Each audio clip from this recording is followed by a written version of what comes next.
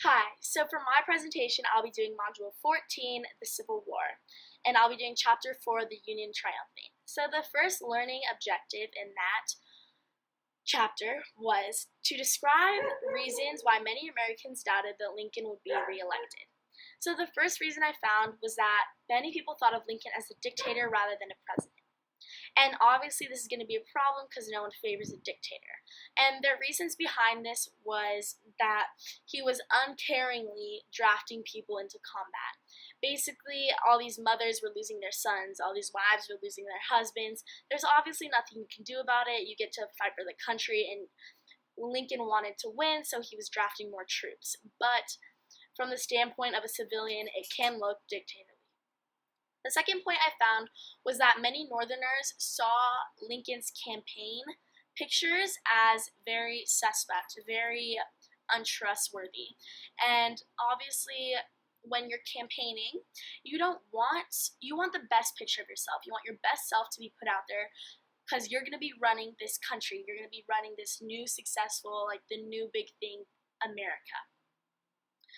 So you have to put your best foot forward, and he did not. The next thing was a group called the Radicals. They were a small group of Republicans that were very spoken on the fact that Lincoln was timid and indecisive and didn't know what he wanted for America.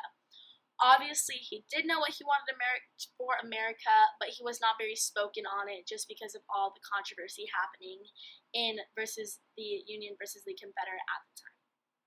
So because of all these mixed emotions about Lincoln, no one really knew how the election was going to turn out. But towards the end of 1864, when the war was coming to a close, there was a lot of talk, there was a lot of buzz of this war being completely won by the Union. There were all these battles being won by the Union, and so everyone was very excited, and therefore Lincoln was gaining popularity. The election was won by Abraham Lincoln in 1864 against General George McClellan. Lincoln won all but 3 states, Delaware, Kentucky, and New Jersey.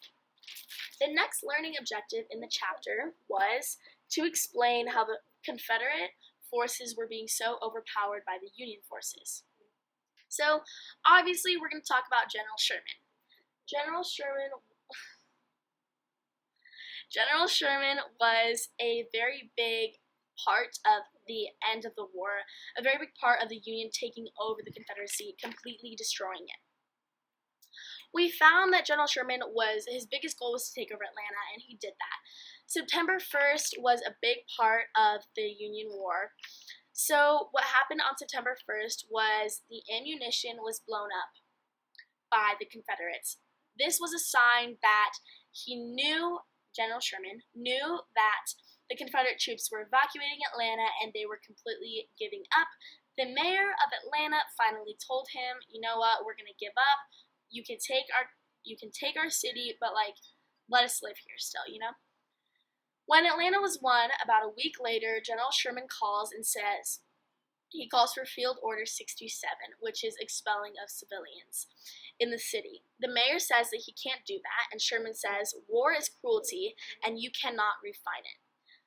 So because Sherman knew the lay of the land, he knew that he was going to win this, and he knew going into this with all of his passion, with all of his effort, that this was going to be a war won by him and his Union. So there was roughly 3,000 Atlantans that were forced to leave.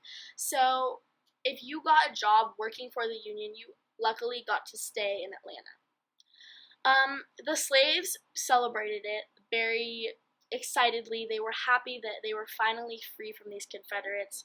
Obviously, as we know, they were still so segregated, but they were not as used for slavery, not as abused, just more liberated. Obviously not as much, but still better than working on these plantations for hours and hours on end for pennies a day.